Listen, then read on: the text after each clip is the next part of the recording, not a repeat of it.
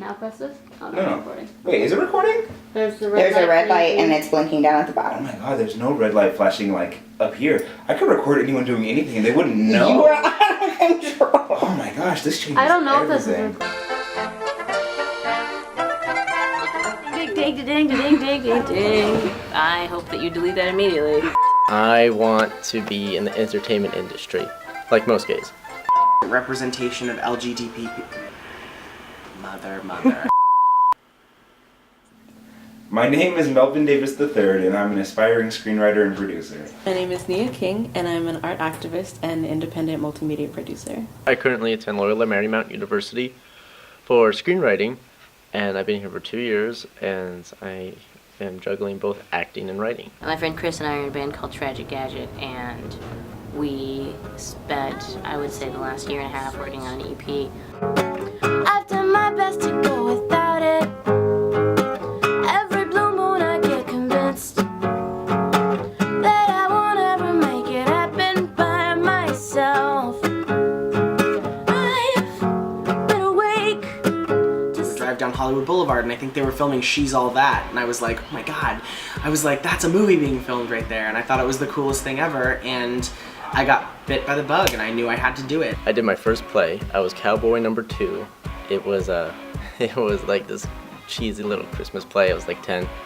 I had like 2 lines, and I got on stage and I just loved it. They had started a brand new program in film studies at Morehouse, so I decided to give it a shot and everything just clicked.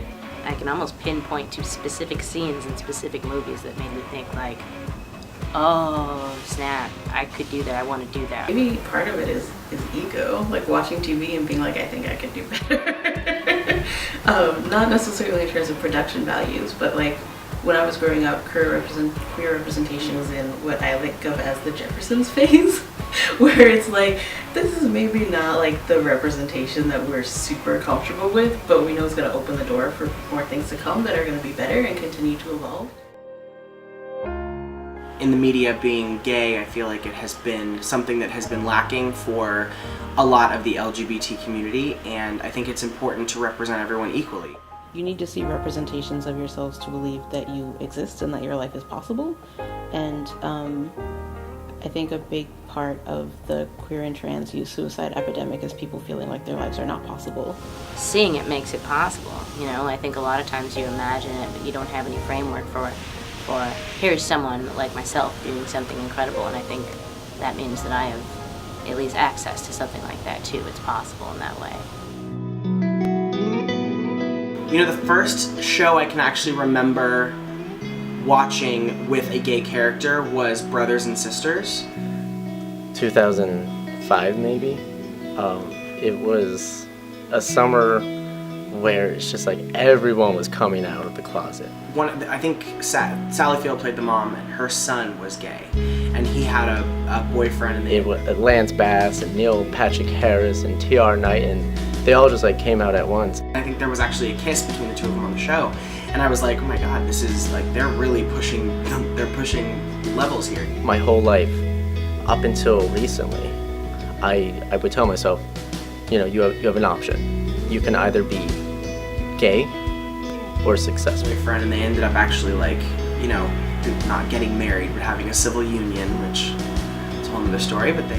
And it wasn't until that summer when these people that I grew up watching or that I was even familiar with on television were coming out and saying, I am gay and I am successful. For me personally, that's the first time that I felt like someone took something that was similar to my life and put it in front of millions of people to watch, and I thought that was really special. Shortly after that, it was me saying, okay, I'm gonna be gay and successful. What do you think is the most difficult part of being an independent creator? Money. I've always been put into positions and these compromising positions where I had to do something that I wasn't equipped to do. The equipment that I was borrowing was different from shoot to shoot. And in one event, I was trying to shoot a scene in a bathroom, which was already like a very tight space. And there's about 4 or 5 of us in this shower, including myself. I was a production assistant at this time, so I'm just holding this boom. Since I was sort of crouching in the tub with the tripod when one of the legs broke. And not to mention that they had a dog. I'm asthmatic, so I'm not breathing. And I'm not saying that to be dramatic. I'm saying that very, very literal. And shooting from a bathtub is hard enough, but when you only have 2.5 legs on your tripod, it becomes a lot harder. I'm holding this boom in the shower with 3 to 4 other sweaty people not breathing. A lot of work that needs to be done, and if you can't afford to pay your rent or you can't afford to eat, something has to go. We spent, I would say, the last year and a half working on an EP from lint, out of lint from our empty pockets. I'm constantly fundraising online to try and keep the podcast going, but it's exhausting. You know, for a year, drinking vitamin water and eating ramen and being obsessive about this work, about this art that we're creating on a budget of nothing. Really what I need to make my dreams come true at this point, or continue to make my dreams come true, is the resources. I would love to have had some sort of space or security in the project and in ourselves, and that would allow us not to focus so much on how do we get through today and this week.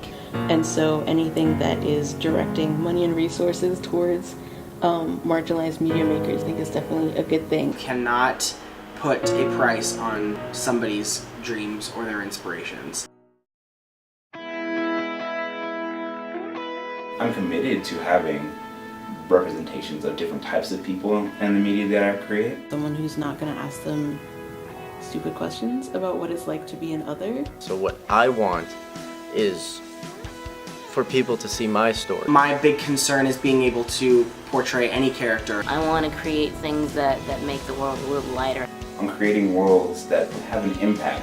I want people to see it, and I want them to relate to it. To sort of shake it off and look at who we are and where we are. And I think with, straight people playing gay or vice versa, I think that it's a barrier that's being broken down. Present them in a positive light that will make you feel better about yourself. Who's really going to focus on the work and honor the work that they do. I want to make things that make people happy. And will eventually lead you to love yourself like I've learned. Give them an opportunity to showcase it in a way that feels good for them. We're all here and we're all okay. I would hope that the casting directors and the producers and studios can see It that. doesn't make any sense to tell a story about one type of person.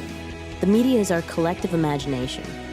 That is why the mission of the Boxing Project is to reach equal media representation for the LGBT community, women, people of color, people with disabilities, and those that live at the intersection of those identities.